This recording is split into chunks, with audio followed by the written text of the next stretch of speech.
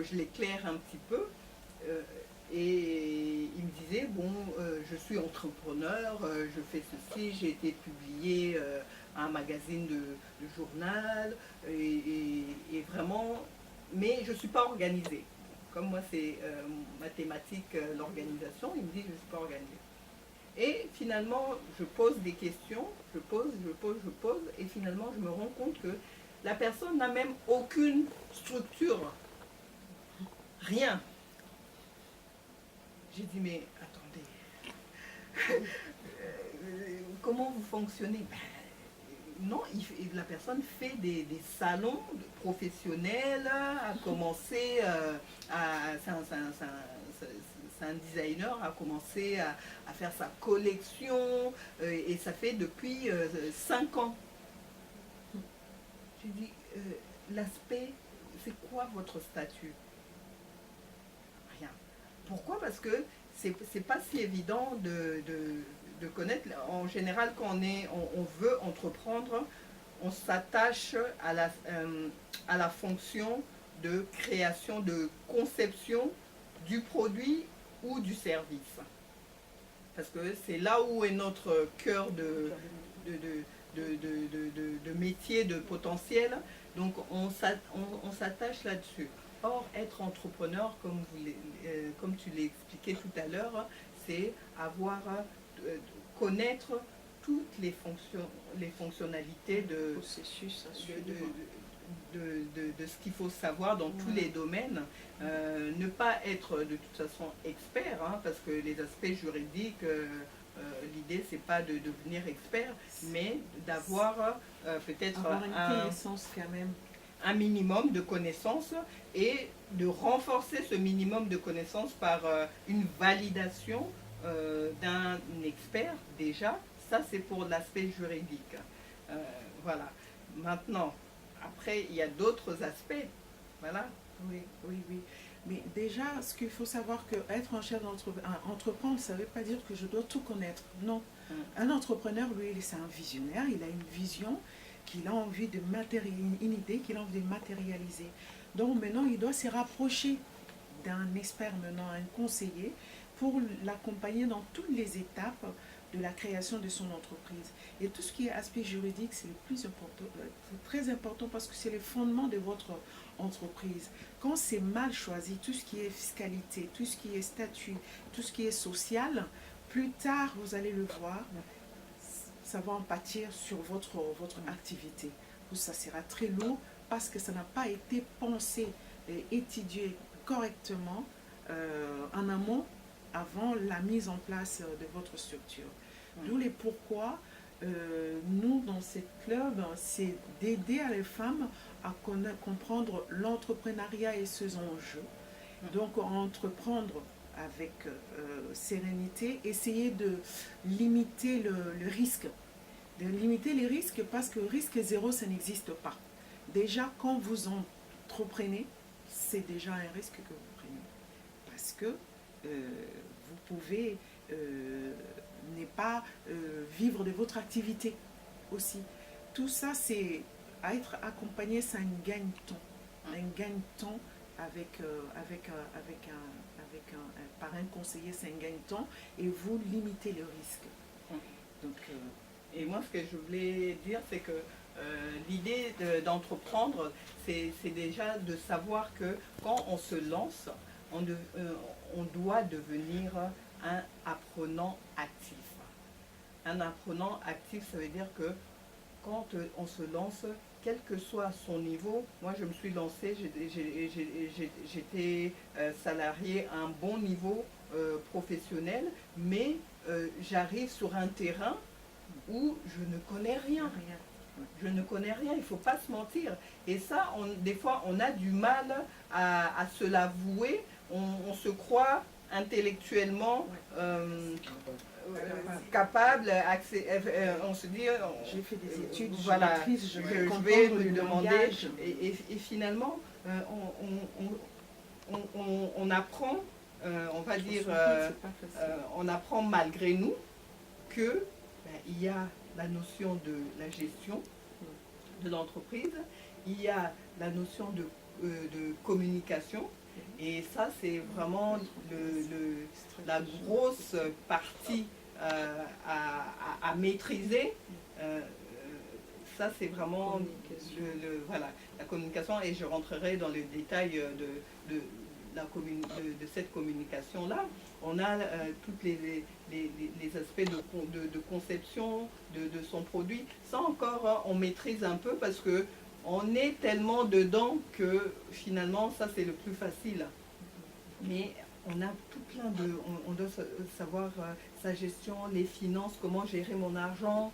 On doit mettre en place des systèmes. Et toutes ces notions-là, quand on n'a pas fait un travail préparatoire pour justement avoir une vision sur tous ces aspects-là, c'est vrai que on se lance. C'est pour ça d'ailleurs, comme on dit, il y a beaucoup de pourcentages. Hein, je ne sais pas combien de pourcentage au bout d'une année, 2 ans, 3 ans c'est énorme, je dirais même 70 parce que ouais. Parce que souvent donc, les établissements ferment. Ouais. Mais comment vous expliquez justement ces ruptures? Il y a pas mal effectivement de problématiques, mais à côté de ça, il y a plein de collectivités, d'associations qui mettent en place donc de l'accompagnement à l'entrepreneuriat. Et ben, qu'est-ce qui explique effectivement qu'il y a pas mal de personnes qui échouent? Ces personnes-là ne vont pas vers les structures? Pourquoi le lien ne se fait pas? Parce que ces personnes-là n'ont pas compris ce que c'est un accompagnement. Que c'est bénéfique pour eux, c'est pour limiter le risque et empêcher à ce que leur structure ne puisse se fermer 2 ans ou 3 ans après. Parce que beaucoup n'ont pas compris ça, que c'est vraiment important et primordial même que, voilà, et beaucoup le font aussi, ce que je voulais souligner, excuse-moi avant l'exemple, parce qu'il y a beaucoup qui veulent entreprendre, pourquoi ils disent, j'ai vu ma copine faire, j'ai envie d'entreprendre aussi, moi aussi. Mais il faut savoir qu'être un entrepreneur, ça a des valeurs et des caractéristiques qu'il faut avoir. Et quand vous n'avez pas ça, l'autonomie, la créativité, supporter l'échec, supporter la concurrence, ces genres de choses, pour n'en citer que quelques éléments là, si vous n'avez pas ça,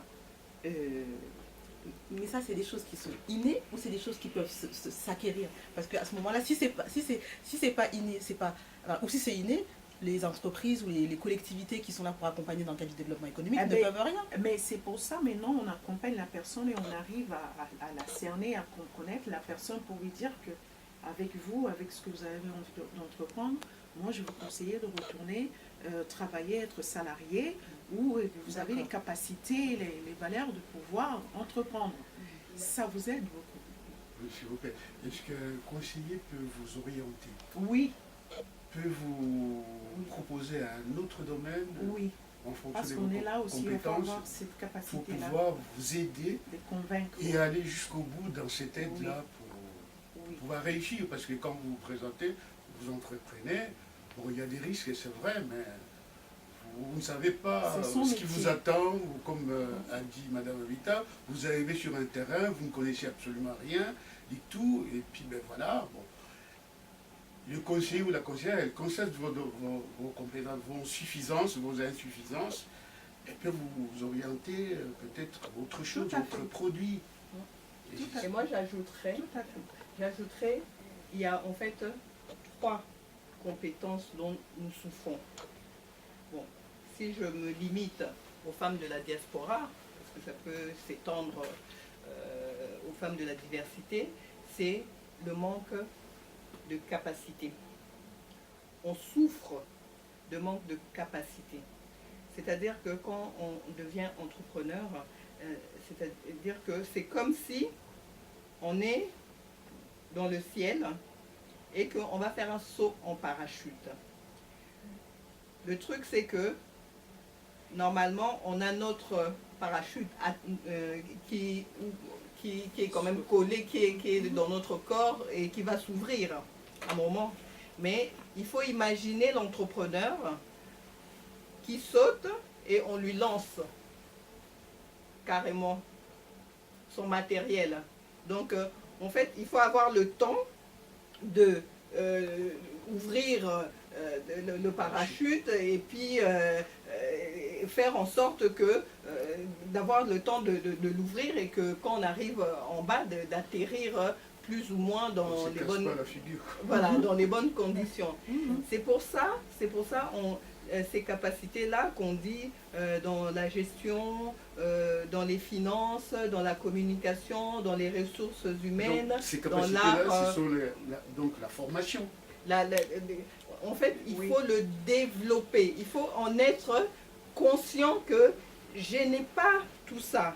Mais en devenant entrepreneur, je vais investir 10% de mon temps à m'éduquer pour devenir l'entrepreneur que je souhaite. Parce que tout le monde, comme on a dit, tout le monde n'est pas, même les entrepreneurs aguerris aujourd'hui, ils n'étaient pas nés entrepreneurs. On a peut-être le sens des affaires comme ça, mais on développe ce potentiel-là. Et si on n'a pas du tout le potentiel, ben on apprend et on développe ça et on consacre du temps. Et moi, je dirais, il y a juste 5 fonctions qu'il faut absolument, on va dire, avoir les connaissances. Il y a 5 fonctions où il faut avoir les connaissances. Et dans ces 5 fonctions, il y en a un qu'il faut maîtriser absolument pour réussir. À votre avis, les 5 fonctions, c'est quoi? Sur RH? Non, je sais pas, dans le management. La volonté. La responsabilité aussi. Les finances. Enfin, moi, quand tu parles de Les fonctions, pôles, ça veut dire les pôles, c'est-à-dire qu'il y a un pôle produit, service, déjà qu'il faut maîtriser, il faut savoir quel est mon produit, qu'est-ce que je vends, quels sont mes services. Ça, c'est un. Son produit, Ensuite, partager. Connaître son marché. de communication, voilà, Oui, il y a 2 communications. Oui. Voilà, gestion financière, finance, ouais. Et la clientèle. Management. La clientèle. Management, c'est dans tout. dans tout. On manage partout, hein. Juridique, je sais pas. Connaître Non, c'est pareil quand même. Ouais. Les aspects juridiques. et avoir sa clientèle. Non Voilà. C'est après ça. Donc je vais vous le dire dans l'ordre. Produits et services, bah, ça c'est normal. Conception, quel est mon produit, quels sont mes services. Ça en général, il n'y a pas de problème quand on se lance. Des fois même on peut se tromper de produit ou de service, mais en général on s'investit plus pour ça. Voilà, il y a ça.